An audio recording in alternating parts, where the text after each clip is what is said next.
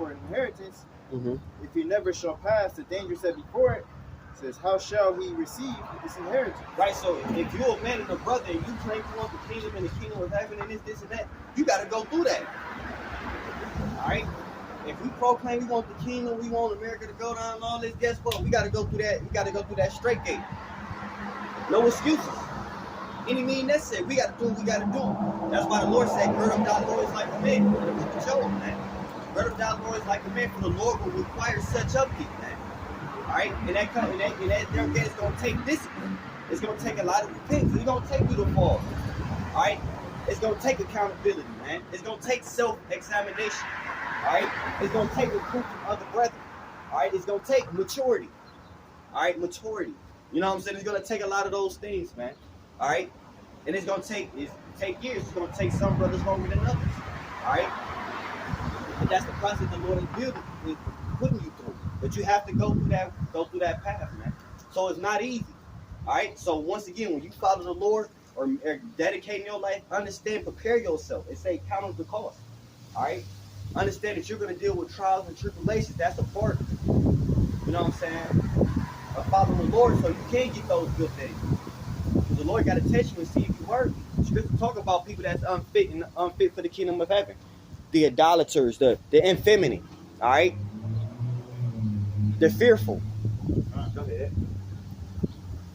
Verse 10, it says, and I said, 2 Ezra 7-10 says, and I said, is it so, Lord? It says, then he said unto me, even so also is Israel's portion. Right, it's Israel's portion. The so-called Negroes, Latinos, Native Americans, it's our portion. All right? That goes back to Revelation, the 7th chapter. It talks about the 12,000 out of each tribe, the 144,000. All right? The sons of Jacob. All right? That's the children of Israel. All right? Jacob's name was more than Israel. All right?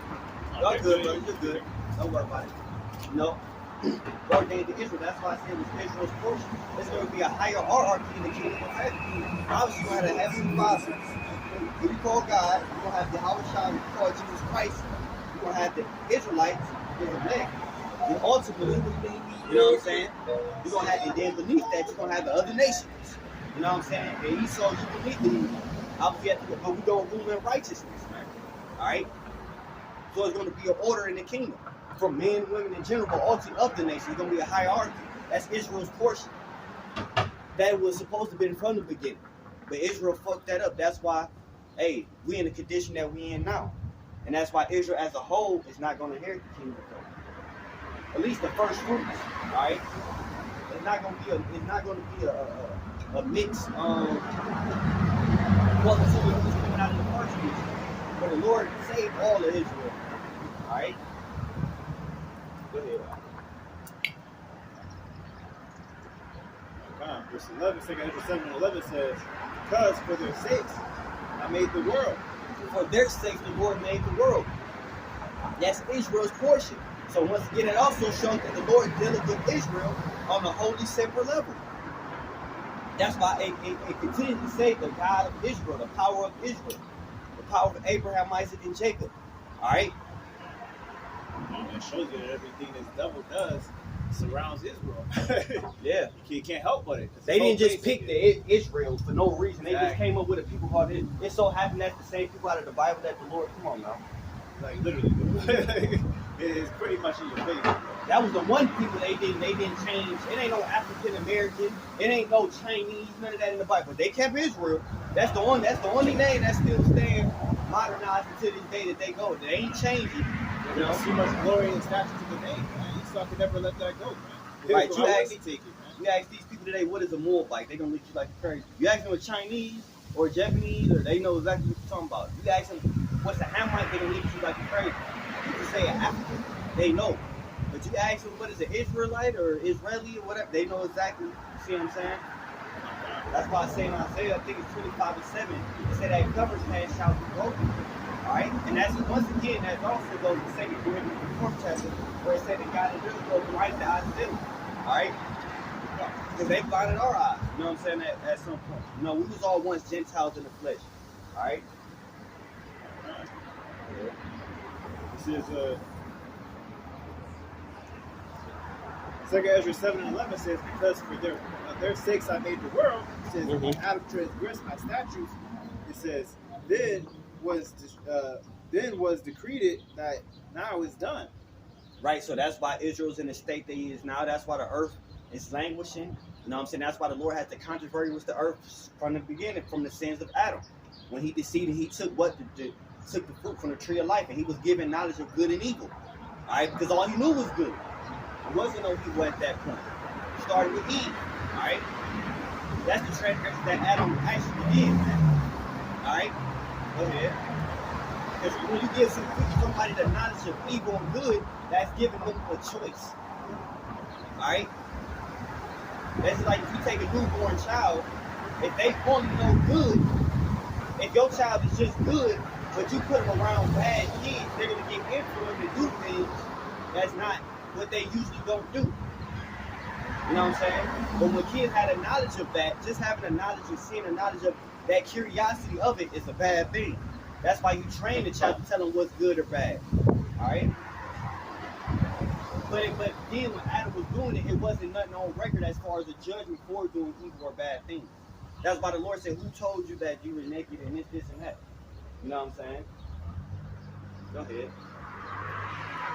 Verse 12, 2 Ezra 7:12 says, then were the interests in this world made narrow. Like the interest in this world was made narrow. Why? Because sin and wickedness that came in the earth. Go ahead.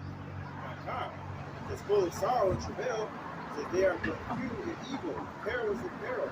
Right, so that narrow path where it say it was dangerous at was perils or sorrow. Read it back. Of course, it's full of sorrow and travail. Sorrow and travail. Go ahead. They are but few and evil.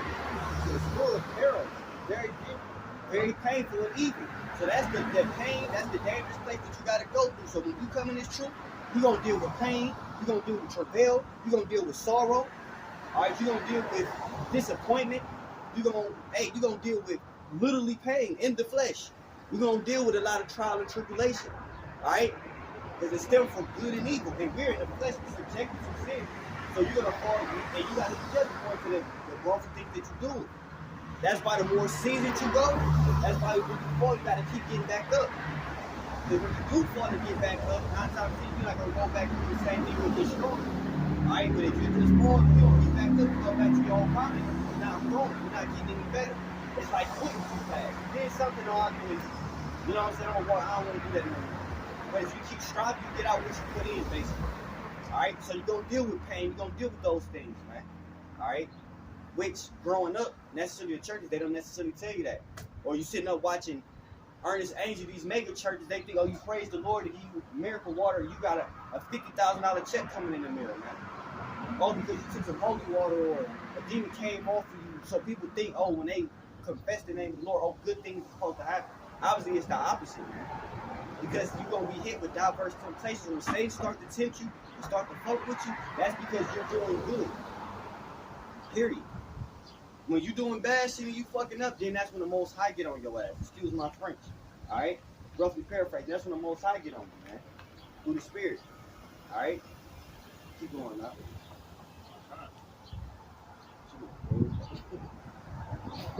This is 2 Ezra 7:13 says, for the entrance of the outer world, it says, were wide and short, brought immortal fruit.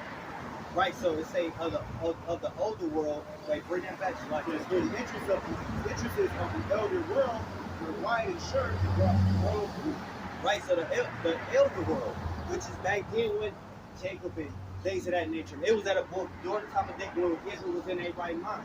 When we did have that good man and those good things, we, to a certain extent, had a better relationship and an awareness of who we are and how things work, as far as the zeal with the Most High. Where now that's completely gone. You see what I'm saying?